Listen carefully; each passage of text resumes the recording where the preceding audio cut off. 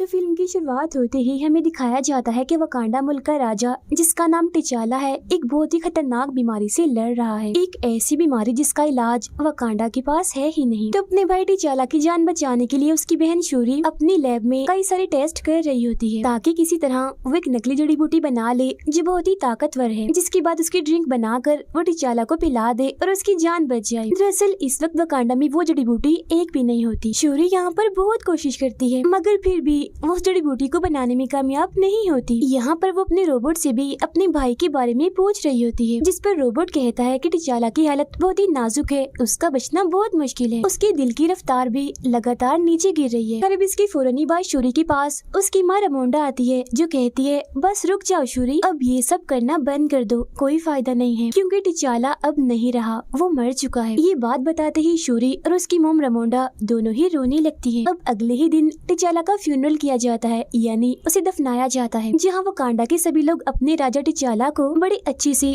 आखिरी good bye करते। अब ऐसे ही करते करते एक साल गुजर जाता है, जहाँ वकांडा ने ये वक्त अपने किसी भी राजा या रानी के बगैर गुजार दिया था। मगर अब एक साल गुजर जाने के बाद वकांडा ने रमोंडा को ही अपनी रानी बना लिया होता है, ताकि वो अपने बेटे टिचाला की जगह लेकर वकांडा को संभाल सके। इसके बाद हमें समंदर में एक बड़े से शिप को दिखाया जाता है, जो शिप दरअसल वकांडा की एक लैब की तरह ही थी, जहाँ कुछ साइंटिस्ट एक खतरनाक मेटल पर रिसर्च कर रहे होते हैं। मगर तभी कुछ सिपाही आकर यहाँ हमला कर देते हैं और चारों तरफ से शिप में घुसने की कोशिश करते हैं। ये लोग दरअसल यहाँ उसी मेटल को चोरी करने के लिए आए थे, मगर तभी इधर वकांडा के सिपाही भी आ जाते हैं और उन चोर सिपाहियों पर हमला कर देते हैं। वो इन्हें काफी मारने के बाद बंदी बना लेते हैं और अपने पास कैद कर लेते हैं। इसके बाद हम देखते हैं कि दुनिया के सभी मुल्कों की एक काफी बड़ी मीटिंग रखी जाती है, जिसमें वकांडा की रानी रमोंडा को भी बुलाया जाता है। यहाँ दुनिया के सभी मुल्कों के लीडर्स रमोंडा से कहते हैं कि आपका मुल्क वकांडा दुनिया की सबसे खतरनाक मेटल की हिफाजत नहीं कर सकता, क्योंकि उसकी हिफाजत करना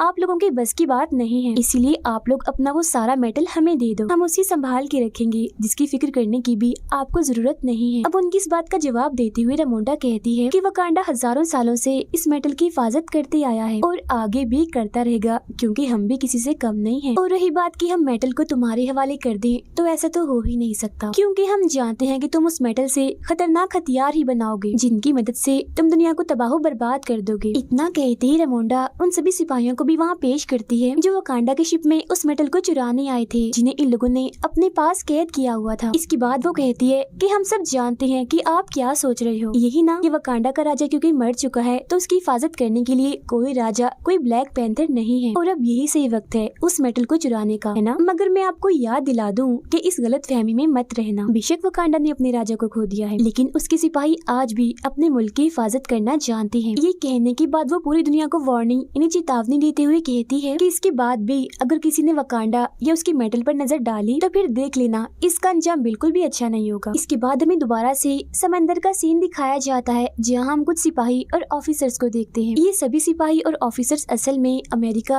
और एक एजेंसी के थे। ये सभी समंदर के अंदर उसी मेटल की खोज कर रहे होते हैं। इनके पास एक ऐसी मशीन भी थी जो उस मेटल को ढूंढ सकती थी, जहाँ फिर इसी मशीन के जरिए उन्हें पानी में एक जगह आखिरकार इस मेटल के बारे में पता लगता है। तब उस मेटल को देखने दो ऑफिसर्स पानी में जाते हैं, मगर फिर तभी उन लोगों पर हमला हो जाता है, और हमला करने वाले और कोई नहीं बल्कि नेमोर के शहर के सिपाही होते हैं। नेमोर के इस शहर का नाम टालोकान होता है, जिसे हम अटलांटिस के नाम से भी जानते हैं। अब यहाँ पर टालोकान के लोग सभी अमेरिकन सिपाहियों को मार देते हैं। फिर इधर हमें ये भी पता चलता है कि जब हजारों साल पहले आसमान से ये मेटल जमीन पर आया था, तब वो वकांडा के साथ साथ टालोकान के समंदर में भी गिरा था। मतलब कि ये मेटल वकांडा के अलावा टालोकान के पास भी है, जिसे चुराने ही अमेरिकन सिपाही आए थे। पर अब क्योंकि उनके पास ये मेटल है, तो टालोकान के सिपाहियों ने भी इससे अपने हथियार बनाए हुए। नेमोर जो हथियार इस्तेमाल करता है, जो एक रॉड है, वो भी इसी मेटल का ही बना हुआ है। उधर रमोंडा अपनी बेटी शूरी को एक नदी के किनारे लाती है, जहाँ रमोंडा अपनी सफेद लिबास को जला देती है, जो उसने अपने बेटे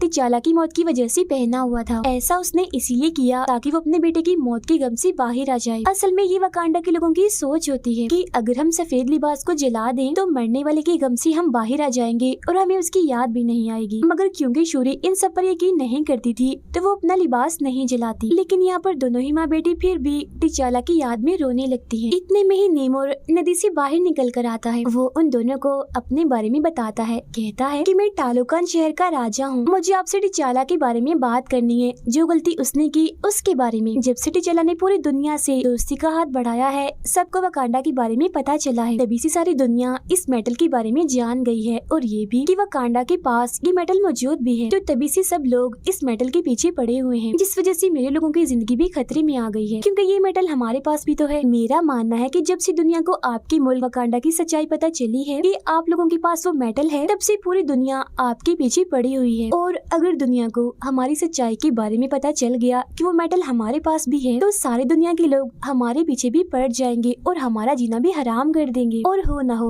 बहुत जल्द उन्हें इस बारे में पता लगने वाला है, क्योंकि अमेरिकन के पास एक ऐसी मशीन है जो इस मेटल को ढूंढ सकती है। उस मशीन को अमेरिका की एक काफी चालाक साइंटिस्ट ने बनाया है। अब मेरा मशवरा ये है कि आपको और हमें मिल जाना चाहिए, दोनों मुल्कों को साथ मिलकर पूरी दुनिया को खत्म कर देना चाहिए, क्योंकि इससे पहले कि वकांडा और टालोकान को ये पूरी दुनिया वाले खत्म कर दें, बेहतर नहीं है हम दोनों ही मिलकर पूरी दुनिया को तबाह बर्बाद कर दें, क्योंकि इसके बाद हम दोनों मुल्क सुकून से अमन से अपनी जिंदगियां गुजार सकेंगे। दुनिया को तबाह करने वाली बात सुनकर रमोंडा चिढ़ जाती है और उसकी ऑफर लेने से मना कर देती है और कहती है कि हम अमन पसंद है, हम कोई भी तबाही बर्बादी नहीं चाहते, हम शांति चाहते हैं। अब ना सुनकर नेमोर कहता है कि ठीक है, अगर वकांडा को टालोकान के साथ नहीं मिलना तो कोई बात नहीं, लेकिन आप लोगों को हमें वो साइंटिस्ट सौंपनी होगी जिसने इस मेटल को ढूंढने की मशीन बनाई है, ताकि मैं उस साइंटिस्ट को मार दूं और अमेरिकन मेटल को ढूंढते हुए हमारे मुल्क में ना आ जाएं। अब नेमोर उन्हें एक हफ्ते का वक्त देते हुए कहता है कि मैं एक हफ्ते बाद दोबारा आऊंगा, अकेला नहीं बल्कि अपनी पूरी फौज के साथ, और तब तक अगर आपने उस साइंटिस्ट को हमारे हवाले कर दिया तो हम समझ जाएंगे कि वकांडा हमारा दोस्त है, लेकिन अगर ऐसा ना हुआ तो हम पूरी दुनिया के साथ साथ वकांडा को भी तबाह बर्बाद करके रख देंगे। और फिर ये धमकी देने के बाद नेमोर यहाँ से चला जाता है। इसके बाद रमोंडा वापस आकर अपने जनरल को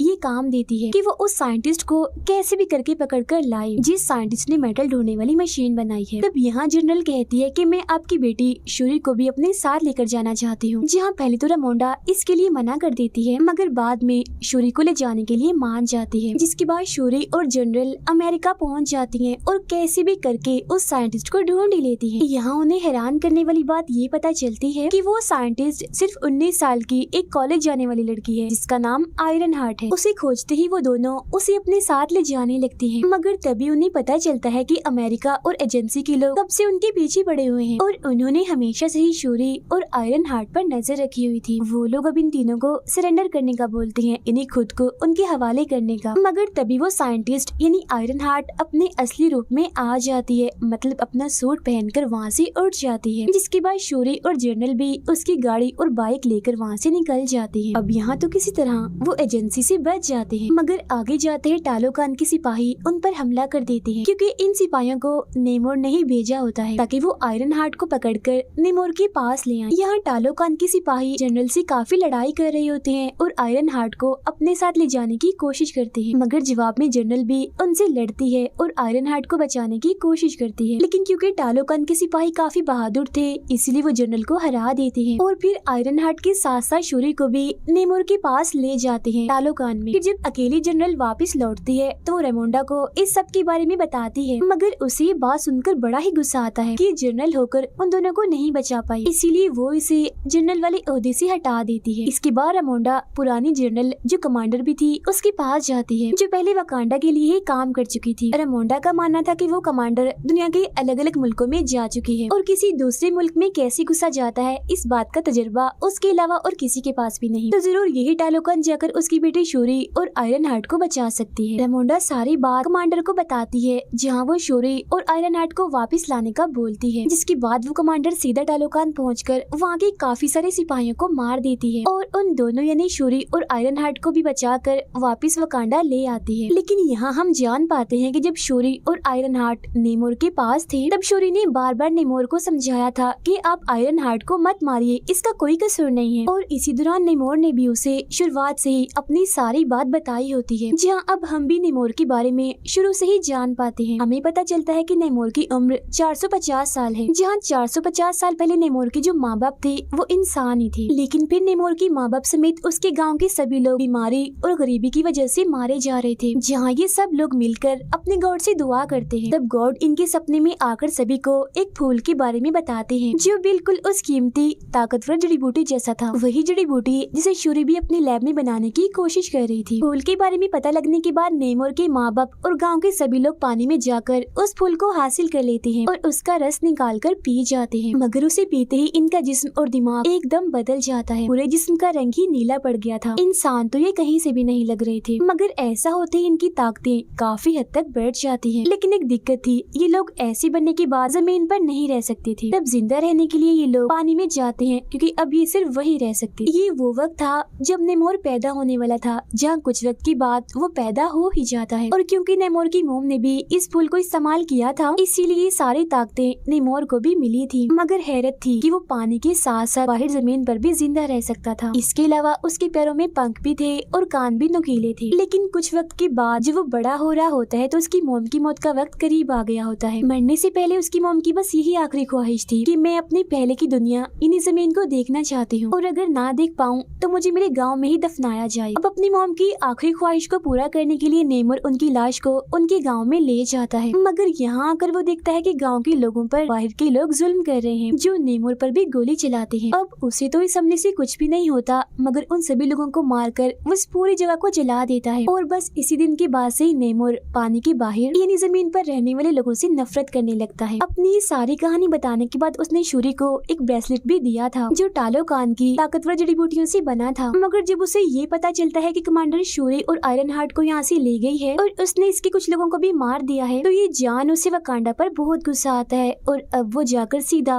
वकांडा पर हमला ही कर देता है। वो यहाँ के एक पूरे शहर को बर्बाद कर देता है, जिसमें जाहिर है वकांडा के बहुत से लोग मारे जाते हैं, लेकिन साथ ही साथ रानी रेमोंडा भी मारी जाती है। लेकिन मरते मरते वो रेमोंडा से कहता है कि ये हमला तो बस एक हल्की सी झलक है, मैं कुछ वक्त के बाद अपनी पूरी आर्मी के साथ आऊंगा और पूरे ही वकांडा को तहस नहस करके रख दूंगा। इतना कहते ही वो अपनी आर्मी के साथ वहाँ से चला जाता है। इसके बाद जैसे ही बात शूरी को पता चलती है कि मेरी मॉम की मौत हो गई है, तो वो बहुत ही दुखी हो जाती है। मगर नेमोर को रोकने और उससे बदला लेने के लिए वो जड़ी बूटी पर दोबारा से काम करने लगती है। वो उस ब्रेसलेट जो उसे नेमोर ने दिया था उसमें से जड़ी बूटियों को निकाल कर उन पर ही टेस्ट करने लगती है, जहाँ बहुत जल्द वो ये जान पाती है कि ये भी कोई आम जड़ी बूटियाँ नहीं है, बल्कि इनमें भी ताकतवर जड़ी बूटी वाली सारी ताकत है। ये जानते ही वो इन सारी जड़ी बूटियों को अपनी भाई टिचाला के डीएनए से मिला देती है, जिसके बाद आखिरकार यहाँ वो नकली जड़ी बूटी बना ही लेती है। और जैसे वो इसका रस पीती है तो ये सोचती है कि मुझे मेरे मॉम डैड नजर आएंगे, मगर उसे वो नहीं बल्कि खतरनाक सिपाही दिखता है, जो शूरी को कहता है कि तुम अपनी भाई टिचाला की तरह रहम दिल और बहादुर नहीं हो, तुम बिल्कुल मेरे जैसी हो,